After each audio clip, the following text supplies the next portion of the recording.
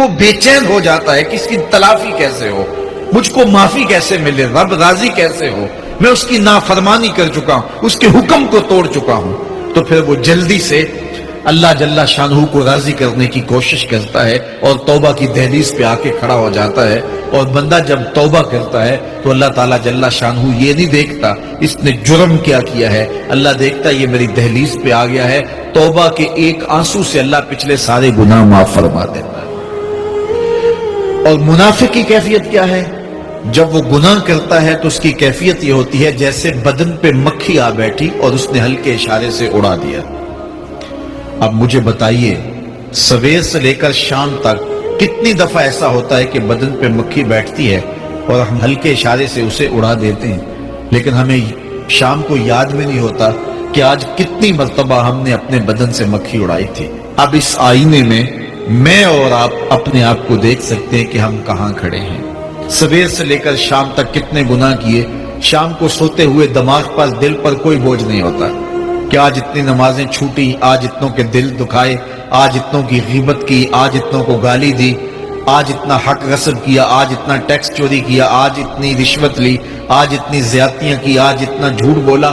سویر سے لے کر شام تک اتنا کچھ ہوا، لیکن شام کو چین سے سو گئے، آرام کی نیند سو گئے. کوئی دماغ کے اوپر بوجھ ہی نہیں ہے، کوئی دل کے اوپر بوجھ نہیں ہے کہ ہم نے اتنے گناہ کیے آج سارا دن میں.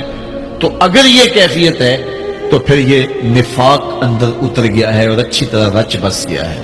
لیکن اگر زندگی میں کبھی کوئی خطا، کوئی غلطی سرزد ہوتی ہے تو اس کا بوجھ، اس کی ندامت بے چین کر دیتی ہے. زندگی کا لف و نشر غیر مرتب ہو جاتا ہے، جینا مشکل ہو جاتا ہے، تباہ پہ بوجھ ہوتا ہے. تو پھر اللہ کا شکر ادا کرے اور اس کے حضور رجوع کرے.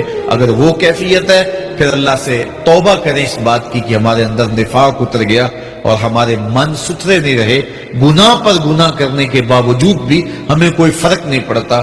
ایک حدیث میں آتا ہے جب کوئی شخص گناہ کرتا ہے تو گناہ کرنے کی وجہ سے اس کے دل پر ایک سیاہ نقطہ لگ جاتا ہے. اگر وہ فوراً توبہ کر لے تو وہ نقطہ مٹ جاتا ہے اور دل شفاف ہو جاتا ہے. لیکن اگر وہ توبہ فوراً نہیں کرتا تو نقطے کے ساتھ ایک نقطہ دوسرے گناہ سے پھر بڑھ جاتا ہے، حتیٰ کہ وہ پھیلتا رہتا ہے اور گناہ ہوتے جاتے ہیں.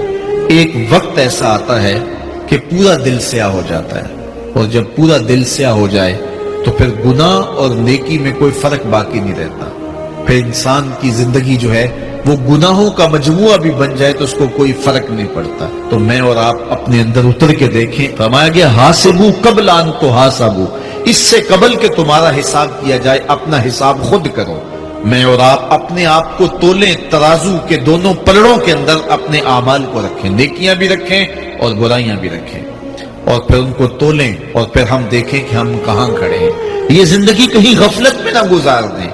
آنکھ بند ہو تو پھر کھلے اور پھر کہیں ہائے ہمیں کسی نے بتلایا نہیں تھا، ہم خود بھی اس پہ غور و تدبر نہیں کیا، پھر ہاتھ ملتے رہ جائیں کہ پلے کچھ بھی نہ ہو. آئیے میں اور آپ اپنی زندگی کو اپنے